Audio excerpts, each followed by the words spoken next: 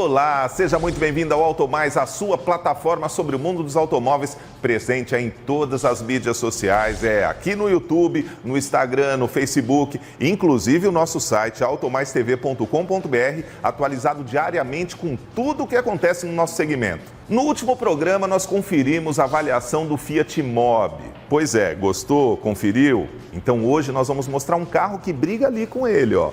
Confere aí. Amigos do AutoMais, estamos de volta para mais uma avaliação e hoje com o mais barato do Brasil. Renault Kwid, o carro mais barato do Brasil.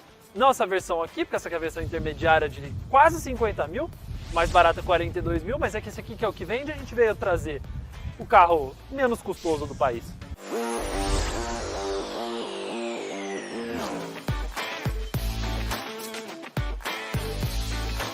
2021 tem alguma mudança ou não? Ainda não, a Renault já está planejando uma reestilização para ele, então ele continua do jeito que está antes e continua sendo o que a Renault, vou até dar uma ênfase, eles chamam de SUV dos compactos. Não, SUV não é. Isso, desculpa, eu não vou compactuar com isso. Não é SUV, isso é uma jogada de marketing para deixar mais agradável. É porque tem plastiquinho preto aqui do lado, ele é mais alto? Então. Aí fala que é SUV. Então, leva na terra para você ver na hora do plastiquinho alto, para ver o que vai acontecer. Então. Então, essa questão do SUV é porque o Inmetro classifica ele por causa do ângulo de entrada e de saída. A gente sabe que não é, que ele é um subcompacto normal. Tem essa carinha meio quase aventureira, então por isso que a Renault chama de SUV. Mas não é um SUV, né? Não é. Bom, traseira. A traseira do Kwid não mudou ainda, mas a gente vai ter em breve lanternas novas. E temos um porta-malas que abre de um jeito muito chique na chave. Abriu aqui. E tem 290 litros. É um espaço bom. Em relação ao concorrente, ao Mobi, ele tem bem mais porta-malas. Né? São 90 litros a mais, é um porta-malas que cabe coisas de verdade, não um porta-luvas que nem o Mobi tem. Verdade. Mas uma coisa interessante do Kwid é que enquanto o Mobi tinha um projeto 100% brasileiro, o Kwid é um carro mundial. Ele foi projetado na Índia e veio aqui para o Brasil. Só que aqui para o Brasil ele ganhou um monte de reforço estrutural, mais airbags e 200 quilos a mais para ser um carro mais seguro. Tanto que agora ele está sendo vendido até na Europa, só que elétrico. É verdade. Não, aí coisas que é um limpador só, rodas com 3 furos, é o único carro no Brasil com só 3 parafusos. Mas pelo que eu percebo, é robusto do mesmo jeito. Ele é robusto do mesmo jeito. São algumas economias que a Renault teve que fazer para deixar o carro mais barato. Afinal, ter o carro mais barato do Brasil tem que abrir mão de alguma coisa, né? Verdade. Então bora andar no mais barato do Brasil. Bora.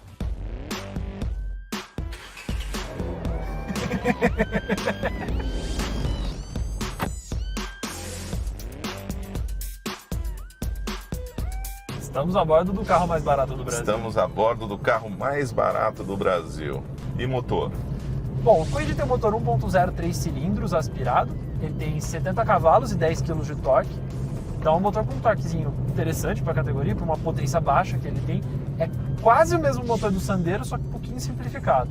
E entre os carros com motor 1.0 aspirado, ele é o mais econômico do Brasil. Isso é super interessante, em questão de economia, já que a gente está falando de um carro barato. A direção dele é boa. A direção é leve. Ela tem assistência elétrica, que ajuda a não roubar a potência do motor, como a hidráulica faz, e deixa a manobra mais fácil no dia a dia. Ele aqui no Brasil só tem câmbio manual de 5 marchas, lá na Índia eles colocaram um câmbio automatizado, lembra aquela desgraça que era câmbio Lembro. iMotion, câmbio Dologic, que dava mais tranco que qualquer coisa? A Renault colocou esse câmbio lá no Kwid na Índia, aqui no Brasil deixou só o manual, que a proposta aqui do carro é outra, né? É um carro de entrada bem barato. Ele não tem conta-giros, né? Não. Tem que ir na orelha, então. Apesar dele não ter conta-giros, ele tem um indicador ali de economia, que é uma barrinha que tem ali no painel, que ela fica verde se você está dirigindo de um jeito econômico, ou laranja se está pisando fundo. Inclusive, você trisca no acelerador e ele já fica laranja. É porque praticamente ele está entregando toda a força dele ali, é assim, ó. E esse carro dá pra sentir que ele é simples na concepção dele inteira, né? O painel é bem simplão, no seco, não tem muita firula, mas pelo menos tem rádio de série nessa versão. É verdade. Tem ar-condicionado, direção elétrica, que é uma coisa bem legal, moderninha. Mas é engraçado pra mim, sou grande, por exemplo, aqui a coluna B Me joga um pouquinho. Aqui a coluna também tá me empurrando um pouco pro lado, pra gente ficar meio próximo, porque tá bem próximo aqui, não dá pra rolar um distanciamento social aqui. É verdade. Ainda bem que nós estamos todos testados com PCR, né? Pra poder gravar. Você já percebe ele meio barulhentinho, né? É normal, pensando que o carro é barato. Não dá pra esperar um acabamento de luxo, né? Porque é tudo plástico aqui dentro. Mas poderia até ser mais simples esses plásticos. Não é de um todo tão ruim assim. Mas tem umas economias, tipo o botãozinho do vidro ser aqui no painel. Tem 2 botões só, não precisa ter um botão pro passageiro, botão pro motorista, bota tudo aqui. Mas a versão de entrada não tem. Nada, a versão de entrada não tem nada. Direção não tem assistência, porque essa aqui é elétrica, não tem rádio, não tem ar-condicionado, o vidro na dança da manivela aqui, não tem nada. Agora é engraçado ver algumas outras economias que a Renault fez, que o sistema de som tá ali no painel, só tem essas 2 caixinhas, não tem nada além disso. Algumas outras peças que são compartilhadas com outros carros, e mesmo assim, esse carro vai ser vendido na Europa quase do jeito que tá aqui. Talvez o elétrico dê uma gracinha a mais nele, né? O fato de ser elétrico. Mas é bem pequeno, né? É um carro bem apertadinho aqui por dentro. E é engraçado o Kwid, quando você vê fotos dele, ou vê ele em vídeos por fora, ele parece muito maior do que realmente ele é. Ele dá uma enganada muito legal. Isso em termos de design eles chamam de size impression, que é um carro que você vê uma foto e você fala, nossa, ele parece grande, ele parece um carro de um tamanho muito maior. E o Kwid deu esse choque quando eu vi ele a primeira vez ao vivo. Eu falei, eita, ele é pequenininho mesmo. Então, mas parece, né? Parece e é, né? Quer dirigir? Chegou a minha vez agora? Chegou a sua vez. Vamos ver como que é andar de Kwid.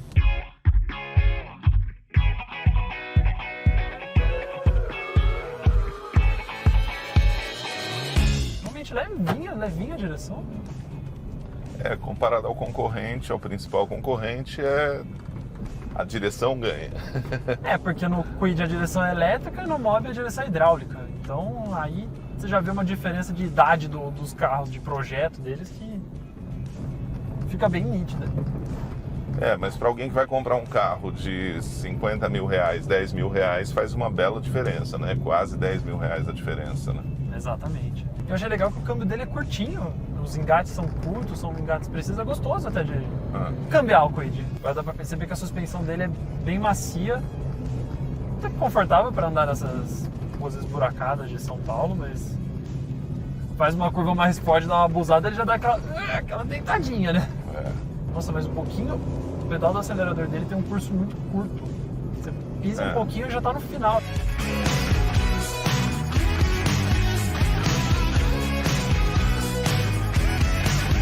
Renault Kwid, o carro mais barato do Brasil. É pequeno. Toda escolha tem uma consequência, e aí teve que tirar algumas coisas, teve que tirar o tamanho, teve que tirar o limpador, que tem um só, para poder ficar barato. Mas acho que é justo. Então, por um carro que parte de 42 mil reais, é uma alternativa a se pensar. E você, o que achou? Gostou? Então faça o seu comentário. Aproveita, se ainda não estiver seguindo a gente, começa a seguir, ativa as notificações e fique sabendo sempre que entrar um vídeo novo no ar. Certo, João? É isso aí. E acesse o nosso site automaistv.com.br, atualizado todos os dias com as notícias mais importantes do setor automotivo. Até a próxima. Valeu, gente. Até mais. E chegou a hora de garantir mais um carimbo no nosso passaporte. Passaporte da Automais. Confira. Hoje, com o passaporte Automais na mão, a gente vai visitar a cidade histórica de Yokkaichi, no Japão, para conhecer um dos menores e mais legais esportivos já feitos no mundo. Então aperta o cinto que a viagem hoje é com emoção. Considerada uma das mais velhas da história, com direito a artefatos pré-históricos encontrados em seu território, essa cidade japonesa tem mais de 300 mil habitantes. E como é comum em muitas cidades por lá, tem ruas apertadas e é adepta aos pequeninos K-Cars, como é um desses que a gente vai falar hoje.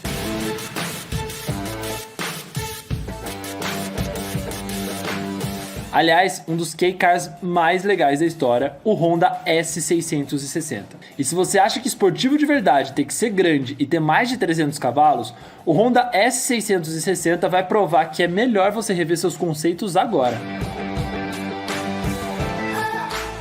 Ele é um dos raros casos de K-Cars esportivos de verdade, mesmo tendo só 64 cavalos. Pois é só isso mesmo. É que os K-Cars têm uma limitação meio bizarra. No Japão, tem uma lei que baixa os impostos e isenta os carros de taxa de estacionamento se eles não passarem de 3,40 metros de comprimento, 1,48 m de largura e 2 metros de altura. E o motor tem que ser até 0,6 e não pode passar de 64 cavalos de potência. É por isso que tem tanto carro minúsculo por lá, que às vezes até parecem uns caixotes ambulantes. Mas esse não é o caso do Honda S660. Ele foi pensado para ser um carro esportivo de verdade dentro dos limites dos K-Cars. Tem motor 0.6 de 64 cavalos e 10,6 kg de torque. Parece a mesma potência de um carro popular 1.0 aqui no Brasil, né? Mas calma. O truque dele é que esse motor está instalado atrás do banco, o que faz dele um carro com motor central traseiro e com tração traseira. Tipo uma Ferrari japonesa em miniatura. E o peso desse Hondinha é bem baixo. São só 830 kg na versão com câmbio manual de 6 marchas. Tem também a opção de câmbio CVT com 7 marchas simuladas, que engorda o S660 em apenas 30 kg. É tipo um peso-pena mesmo. Por isso que tem tanta gente que quando dirige ele, acha o carrinho tão divertido e surpreendente. Não tem muita potência, é óbvio, mas a Honda colocou um turbo para entregar muito torque em baixa rotação. E como o S660 é leve, pequeno e tem suspensão firme, ele engole curvas até melhor que um Civic SI. Pelo menos é o que dizem por aí, né? Como esse motor está subdimensionado pra caramba pro S660, o pessoal consegue modificar fácil e dobrar a potência, sem ter que trocar muitos componentes originais. Pouca coisa de programação eletrônica e ele já passa de 100 cavalos. Até a própria Honda sabe do potencial dele, tanto que em 2018 lançou a versão Módulo X, com freios melhores, mudança nos pedais para ficarem mais responsivos, suspensão mais firme, rodas maiores e mais leves, pneus esportivos e também um visualzinho diferente. Essa versão tem para-choque novo com grade toda em preto brilhante, aerofólio mais alta na traseira, saída de escape central e teto vermelho. Por dentro, parte dos bancos, do painel e do volante são em couro vermelho e até o tapete tem faixa vermelha. E é legal ver que o S660 honra um legado antigo da Honda com esportivos pequenos. Teve o S500 e o S600 nos anos 60 e depois o Beat no comecinho dos anos 90. Aliás, é do Beat que vem a inspiração visual para o S660. Ele tem faróis finos com desenhos que parecem acompanhar o vinco da lateral. A carroceria é bem baixinha e pequena, com traseira alta e bonita. Na parte de trás tem cobertura da tampa do motor estilo carro de competição e as lanternas que se juntam tipo os SUVs hoje em dia, sabe? Apesar de parecer todo moderninho, esse S660 foi lançado faz um tempo já, em 2015 para ser mais preciso, e não mudou nada até hoje. Resultado de um trabalho bem legal do time de design da Honda. O volante é o menor já usado na história da marca, o que é bom para um carro tão pequeno e esportivo. No geral, o interior tem um quê de Civic, com painel envolvendo o motorista e mostradores bem grandes. Mas ele é tão pequenininho que só coube uma saída de ar no meio do painel. A central multimídia é, na real, uma tela que fica pendurada em cima dessa saída, tipo que era aquele Maps & More do Up, sabe? Só que bem mais moderno. Que pena que aqui no Brasil um carro como ele custaria tão caro que acabaria sendo rejeitado por ser tão pequenininho. Mas já pensou o quão divertido deve ser dirigir esse foguetinho da Honda?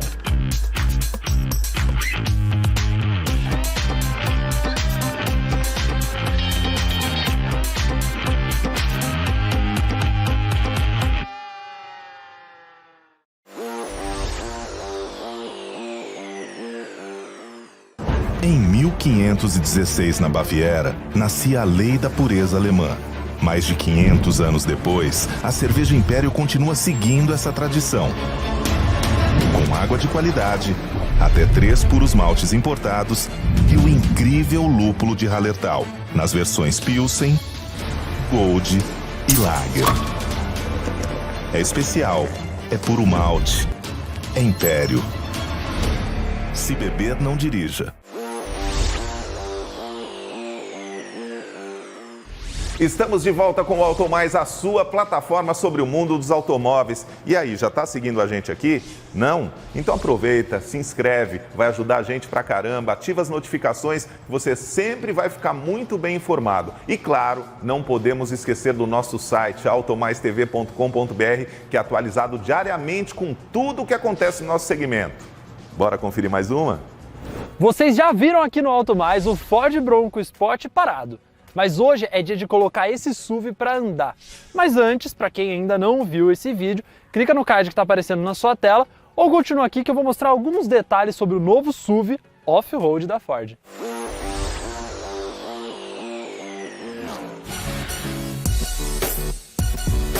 Bom, se você está olhando para o Bronco Sport pensando que ele é concorrente do Jeep Compass Trailhawk, eu vou acabar com a sua festa agora. Esse carro custa R$256 mil, é mais caro do que qualquer Compass vendido no Brasil, porque na verdade a Ford não está mirando no SUV produzido aqui no Brasil. A Ford está mirando em carros de luxo. O principal concorrente dele, segundo a marca, é o Land Rover Discovery Sport. Então, vamos ver se ele tem alguns truques de luxo para poder justificar esse preço.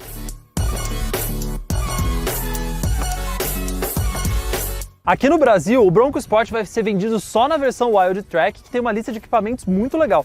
Começa por esse teto solar que eu estou saindo por ele agora, tem 9 airbags, frenagem autônoma de emergência, sistema de manutenção e faixa, piloto automático adaptativo e mais um monte de item que está aparecendo na sua tela agora. Não é só de visual off-road que o Bronco vive não. Ele realmente é um SUV para andar na lama, para andar em todo tipo de terreno que você quiser. Tanto que o vão livre do solo é de mais de 22 centímetros. E tanto o ângulo de saída quanto de entrada é superior a 30 graus. Ou seja, se você tiver uma rampa e alguma situação off-road pesada, ele vai passar com tranquilidade, sem raspar a frente ou raspar a traseira.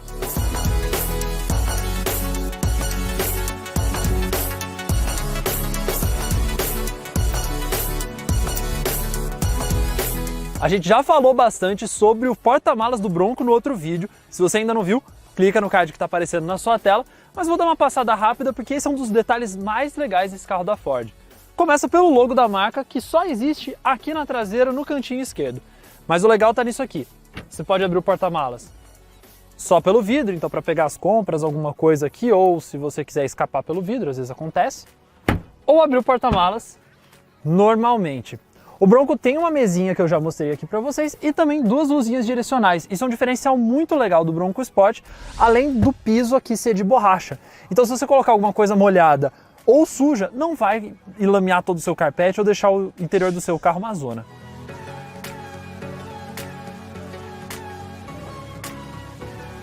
Bom, já falei demais do Bronco Sport, vocês estão doidos para saber como ele anda? Então bora pra pista, off-road e on-road com esse carro.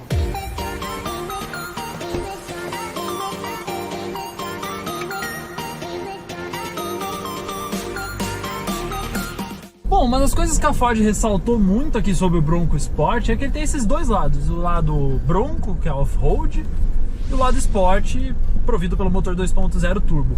Esse motor ele rende 240 cavalos, o que é uma potência muito boa para essa categoria, se a gente for ver, e 38 kg de torque. Tá ali bem próximo do torque do Jeep Compass diesel. E se a gente for pensar que isso aqui é um carro a gasolina, não um carro diesel, tá muito bem servido mesmo. Bom, já que o Bronco é um carro off-road e cheio de recursos bem legais para isso, a gente vai andar um pouquinho aqui fora de estrada. Aqui tem um trecho de terra batida, que é onde geralmente picapes e SUVs que tem a suspensão mais molenga é onde eles sofrem bastante. E aqui no Bronco Sport, eu vou ser muito sincero com vocês, tranquilo, zero problemas mesmo. Ele é um carro confortável, ele absorve muito bem a superfície ruim do asfalto, o volante também não vibra, e aqui é uma ruazinha com cascalho, que deveria ser justamente onde o carro sofreria mais. Então ele mostra que ele tem um comportamento para off-road muito bom. E a gente está no modo normal agora. Ele tem vários modos diferentes aqui no Gold, que a gente vai usar ao longo desse test drive, mas isso é interessante de ver o comportamento do Bronco, mesmo em um trecho off-road mais tranquilo, que um carro normal passaria.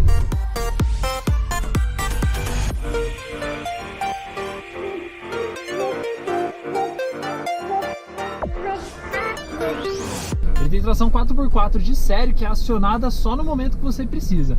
Então aqui a gente vai selecionar um dos modos Gold, que é o de rocha e avanço lento.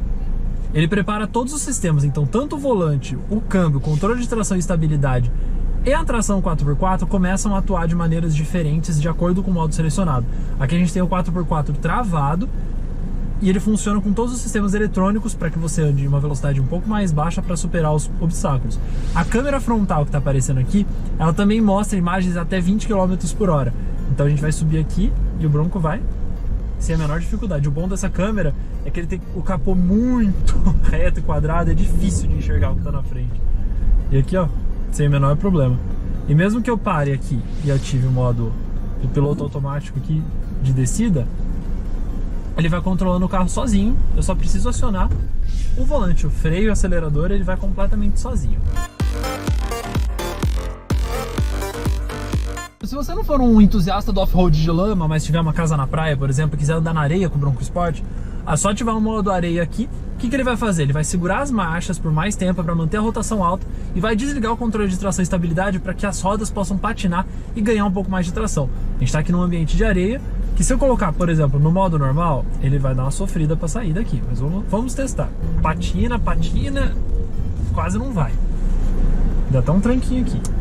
Agora, se a gente colocar no modo areia, a diferença, ele já consegue sair em linha reta, ele não fica sambando que nem um doido, que nem estava acontecendo antes, por causa dos controles de tração e estabilidade que atuaram em excesso ali, e aqueles já estão desligados para que ele siga em linha reta, e a tração 4x4 também está ativada. Aqui dá para ver que ele está segurando bastante marcha, até o limite aqui, para que mantenha a tração e a força. Mesmo que você entre num trecho aqui com areia mais fofa, que distracione, isso não vai acontecer com o Bronco, porque ele sabe o que ele está fazendo.